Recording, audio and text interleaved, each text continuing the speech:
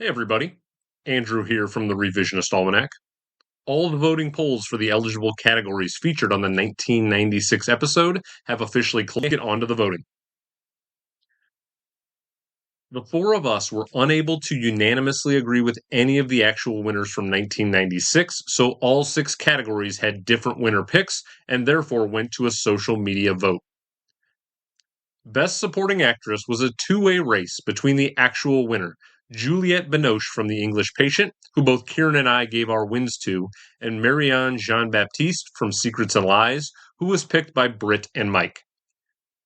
Jean-Baptiste gave it a good effort, but Binoche took an early lead and never relinquished her position, finishing with 61.5% of the vote to Baptiste's 38.5%. Juliette Binoche now joins 10 other actresses in this category from season 1, those being Helena Bonham Carter from The King's Speech, Laura Linney from The Truman Show, Eva Marie Saint from On the Waterfront, Carey Mulligan from Shame, Karen Allen from Raiders of the Lost Ark, Michelle Williams from Brokeback Mountain, Uma Thurman from Pulp Fiction, Emma Stone from Birdman, Agnes Moorehead from The Magnificent Ambersons, and Alicia Vikander from Ex Machina.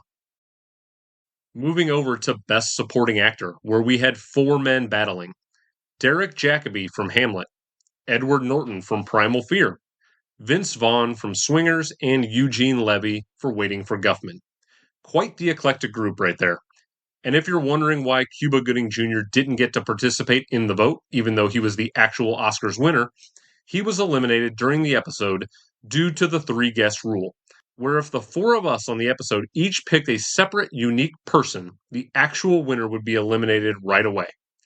You have to respect Myke and Britt for taking some off-the-board picks with Jacobi and Levy, respectively, but it didn't seem like the voters felt either of those picks were worthy of the win, as they ended up in third and fourth place with 14.2% and 13.4% of the vote, respectively. My pick, Vince Vaughn, might have been a money choice in my eyes, but the voters were less than convinced. Even though he finished as the runner-up, he still only grabbed 17.3% of the overall vote, which means that Edward Norton, in his performance full of range and primal fear, claimed 55.1% of the vote, and he earns a revised victory. With his win, he becomes the 11th member of the revised Best Supporting Actor category this season, along with Christian Bale from The Fighter, John Goodman from The Big Lebowski, Toshiro Mifune from Seven Samurai, Christopher Plummer from Beginners, Jack Nicholson from Reds, Jake Gyllenhaal from Brokeback Mountain, Sam Jackson from Pulp Fiction, J.K. Simmons from Whiplash, Cary Grant from The Talk of the Town, and most recently Mark Ruffalo from Spotlight. Up next was the Best Actress race, which had two terrific women to choose from, just like the supporting category.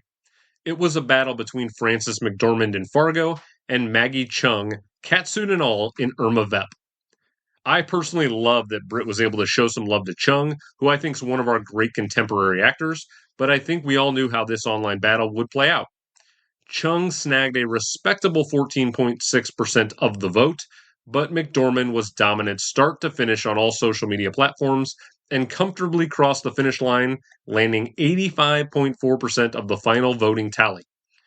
For a second month in a row, the voters decided that the Academy was spot on in this category, and with the win, McDormand becomes a revised Oscar winner, joining Natalie Portman in Black Swan, Cate Blanchett in Elizabeth, Audrey Hepburn in Sabrina, Kirsten Dunst in Melancholia, Isabelle Adjani in Possession, Charlize Theron in North Country, Alfre Woodard in Crooklyn, Rosamund Pike in Gone Girl, Bette Davis in Now Voyager, and Brie Larson in Room in the lead actress category.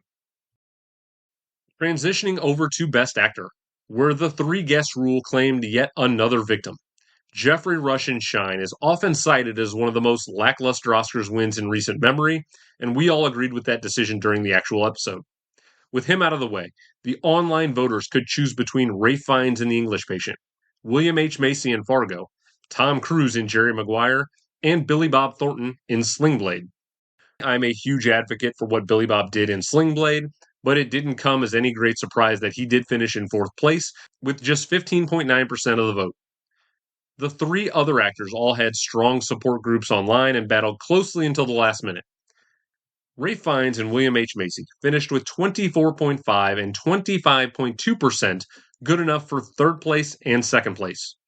And that means that with 34.4% of the voting total, you all helped Kieran help Tom Cruise to a win. Cruise becomes the latest revised Oscar winner in lead actor and joins Jesse Eisenberg in The Social Network, Jim Carrey in The Truman Show, Marlon Brando in On the Waterfront, Michael Shannon in Take Shelter, John Travolta in Blowout, Philip Seymour Hoffman in Capote, Tom Hanks in Forrest Gump, Jake Gyllenhaal in Nightcrawler, James Cagney in Yankee Doodle Dandy, and Leonardo DiCaprio in The Revenant. We move up to the Best Director category now. Once again, we had 4 remarkable choices to cast your ballot towards. The options were the actual winner, Anthony Minghella for The English Patient, Joel and Ethan Coen for Fargo, Wes Craven for Scream, and Danny Boyle for Trainspotting. As I'm sure you can probably guess, Minghella never stood a chance among the other heavyweights in the category, finishing in last place with just 6.6%. And even though Kieran and I were holding hands in support of Danny Boyle, he could only pull 25% of the vote, good enough for a bronze medal. Wes Craven did very well and pulled votes from the horror crowd online, but his 26.5% left him in the passenger seat and a second place finish. Which means Myke was a champion for the Coen brothers' directorial efforts on Fargo, and you, the people, totally agreed. The Coens ended the competition with 41.9% of the voting total and earned the gold medal. This means the Coen brothers are now revised winners in the Best Director category and sit at the revised Oscars table with Christopher Nolan from Inception, Alfred Hitchcock in Rear Window, Lars von Trier for Melancholia, Steven Spielberg, who has 2 wins for Saving Private Ryan and Raiders of the Lost Ark, Ang Lee for Brokeback Mountain, Quentin Tarantino for Pulp Fiction, Wes Anderson for The Grand Budapest Hotel, Orson Welles for The Magnificent Ambersons, and George Miller for Mad Max Fury Road. Now it's time to get to the big one, Best Picture. Voters had 3 films that they could back as the best of 1996.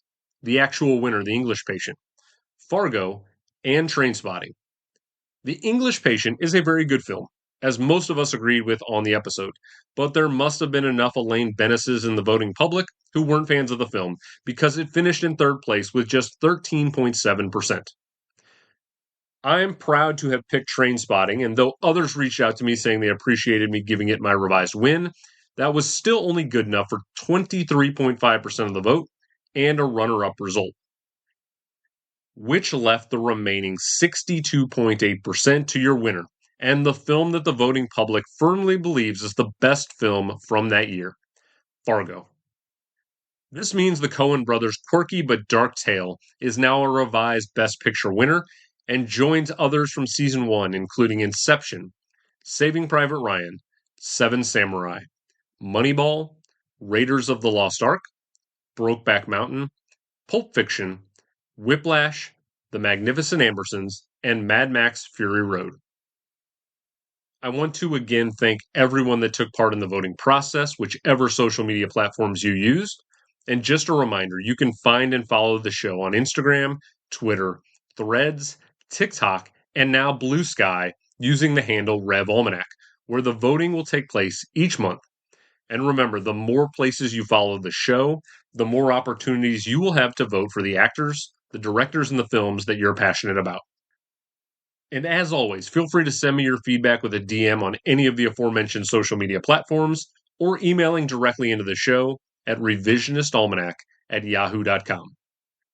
This does conclude the 1996 episode cycle, but on the way next is the 12th and final episode of Season 1, covering the 1967 year in film, where I was joined by 2 returning guests, Tom and Dana Duncan from the Greatest Movie of All Time podcast. Did the 3 of us agree with actual winners that year, such as In the Heat of the Night, Mike Nichols, Rod Steiger, and Katharine Hepburn, or did we bring other nominees to the table? You're just going to have to give that episode a listen and find out for yourselves. Thanks as always for being here, and I'll see you next time.